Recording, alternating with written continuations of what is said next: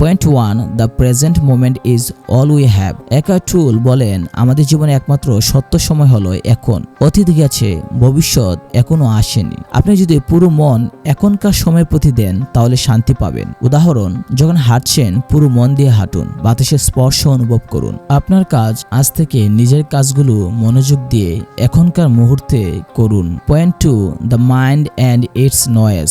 আমাদের মনের চিন্তা চক্র কখনো থামে না। অনেক সময় এই চিন্তায় আমাদের দুঃখের কারণ। টুল বলেন, চিন্তার শব্দের মধ্যে আটকে না থেকে ওই শব্দের বাইরে গিয়ে নীরবতা খুঁজুন।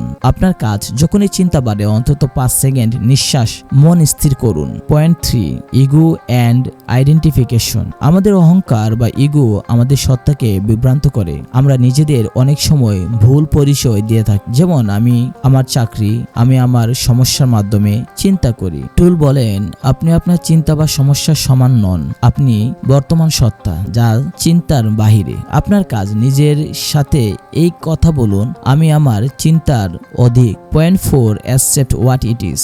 বর্তমান মুহূর্তে সবকিছুকে যেমন আছে তেমনি মেনে নেওয়া হলো শান্তির চাবিকাঠি। বিরক্তিকর পরিস্থিতি বা যন্ত্রণা এড়িয়ে না গিয়ে তা গ্রহণ করুন, তখনই পরিবর্তন আসতে পারে। উদাহরণ, কোনো সমস্যা হলে তা লুকানোর চেয়ে সামনাসামনি গ্রহণ করুন। আপনার কাজ আজ থেকে যে কোনো পরিস্থিতি মেনে নিতে চেষ্টা করুন। Point 5, letting go of time. আমাদের অধিকাংশ দুঃখ সময়ের প্রতি আসক্তির কারণ। অতীত ও ভবিষ্যতের চিন্তায় আমরা অনেক ক্ষতি করি। টুল বলেন, সময়কে ব্যবহার করুন কাজের জন্য, কিন্তু মনের সব মনোযোগ এখনই রাখুন। আপনার কাজ দিনে অন্তত 5 মিনিট ধ্যান করে মনের সব চিন্তা মুক্ত করুন। Point 6, finding your inner space. ভিতরে একটি নিরিবিলি জায়গা আছে যেখানে আপনি সম্পূর্ণ শান্ত ও মুক্ত।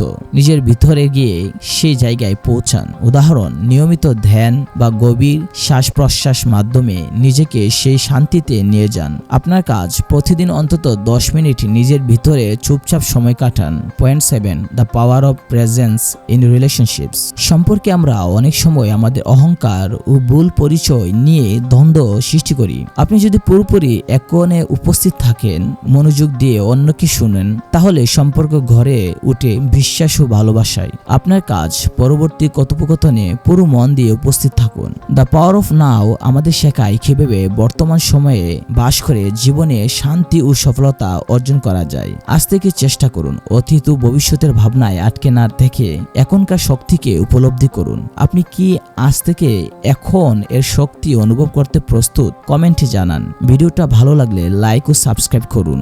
ধন্যবাদ।